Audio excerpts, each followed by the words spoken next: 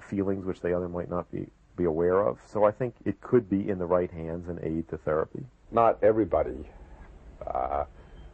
is capable of using cannabis in this way, but it can be used in this way by people who make an effort to learn to use it in this way. Obviously, Western society fails to offer guidance on how to use marijuana beneficially. I've seen many people who use marijuana addictively, many people who use it all the time, and I think get very little effect out of it. I see people who smoke it and get groggy and doped out. The real problem is that people do too much. They don't understand that the best way to do cannabis is approximately once a week. The desire to have altered states of consciousness is basically healthy and normal. It can have bad expressions. And I think in our culture where there's no recognition of that desire and we don't teach young people how to satisfy it in healthy ways, it's obvious that we're going to see a lot of negative expressions of it.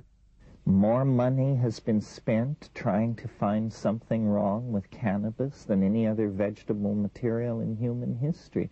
And what they've come up with is so pathetically thin that I am confident that it amounts to a clean bill of health for this stuff. US government health authorities estimate that there are about 350,000 deaths per year caused by tobacco and around 125,000 from alcohol.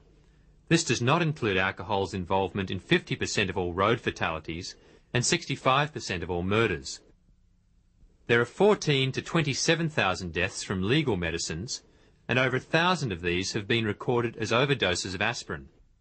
There are around 5,000 deaths from illegal drugs, while ailments related to caffeine kill up to 10,000 people per year. But there have been no deaths attributed to marijuana. Cannabis is not a health problem. The problem is that it promotes social values and attitudes which are unwelcome in capitalist market-based society. It's just that simple. A drug like coffee, with a horrendous health profile compared to cannabis, is completely welcomed into the marketplace and the home and the lifestyle of modern people. This is simply that we value certain states of mind and we fear and suspect others. And this is based entirely on value systems that are inculcated from above. Clearly, the discussion as to how society should deal with marijuana is likely to continue for some time. But is marijuana the reason hemp is no longer the major industry it once was? After all, the industrial-grade hemp crop is virtually free of THC. Hemp historian Gatewood Galbraith speaks from his home state of Kentucky. There are 14 of these historical markers around the central Kentucky commemorating hemp as a cash crop in the state. It's pretty self-explanatory. We were the world's largest producer for over 100 years. How did hemp go from being a major crop to almost non-existence in a span of around 50 years? Historical research conducted by our company suggests that it was the discovery of an efficient hemp decorticating machine and the promised resurgence of hemp to industry that led to the imposition of legal sanctions in the United States and the demise of the hemp industry. In the early 1930s, the American hemp industry remained highly labour-intensive long after competing industries had mechanised. Furthermore, other fibres like manila hemp had begun to be imported from underdeveloped countries where labour was dirt cheap. By 1930, the hemp industry bottomed out at 1,000 acres. But hemp technology finally caught up, and the crop expanded to 14,000 acres in the next 7 years. Hemp was poised to become the new billion-dollar crop, as reported in Popular Mechanics and Mechanical Engineering magazines, written in early 1938. A factory in Illinois had begun producing fine bond paper from hemp fibre. Hemp with its high cellulose content could also now be made into, quote, more than 25,000 products ranging from dynamite to cellophane and all manner of plastics. But in the mid-30s, DuPont Chemicals patented processes to make nylon and plastics from oil and coal. A resurgence of the hemp industry would seriously have threatened the emerging petrochemical industries, with their synthetic fibre nylon being invented in 1935. First was was a big printer back during the 20s and 30s, and he had vast interest in timberland for paper pulp, which could be used as a result of a chemically intensive paper pulp process developed by DuPont and patented by DuPont.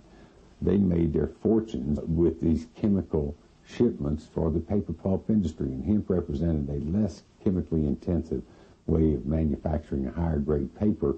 Consequently, DuPont saw it as an economic competitor. William Randolph Hearst, the owner of the largest newspaper chain in the United States between the world wars, started publishing newspaper articles linking cannabis with violent crime. They renamed the plant marijuana to dissociate it from the hemp medicines, the hemp rope and fabric that Americans had been using profitably for generations. Many stories in his papers told of blacks or Mexicans using marijuana and being disrespectful or violent to whites, or trying to push their drug to innocent whites. The campaign succeeded in getting racist white organisations to support cannabis prohibition. Hearst and Harry Anslinger, the then director of the Bureau of Narcotics, managed to get marijuana made illegal in 1937, thus destroying the hemp industries. This timing is interesting.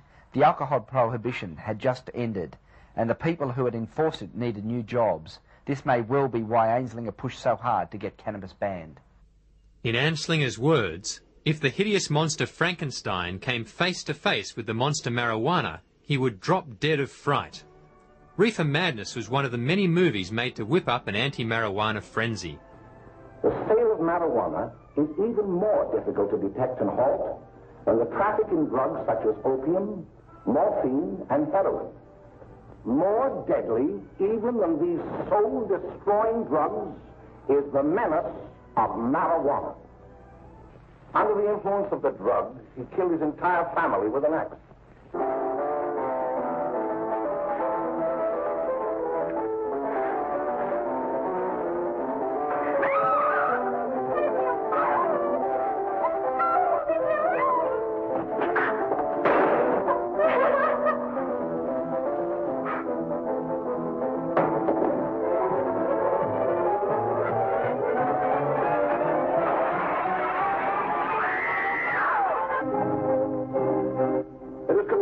Hopelessly and incurably insane, a condition caused by the drug marijuana to which he was addicted. It is recommended, Your Honor, that the defendant be placed in an institution for the criminally insane for the rest of his natural life. The prohibitionist mentality was abhorred by our founding fathers and by Lincoln and by every other great leader in America. They never had the power to prohibit, but they soon gave themselves the power to tax. The laws which outlawed marijuana were not prohibitive criminal statutes. They were tax acts. The 1937 Marijuana Tax Act, where an ounce of marijuana was taxed at $200, and it was selling on the streets for $1. At that time, congressmen voting on this piece of legislation were not aware that marijuana was hemp, cannabis hemp, that country had been using profitably for centuries. The hemp prohibition was initiated by American petrochemical companies in the 1930s to destroy the economic potential of hemp. It has nothing to do with the chemical effects of cannabis drugs or their perceived danger. It's a blatant case of industrial espionage to remove competition from evolving petrochemical substitutes for superior natural fibres. This was why the prohibition was brought in 1938, and this is why the prohibition is maintained. Despite hemp being a major fibre crop in America and the world last century, mention of hemp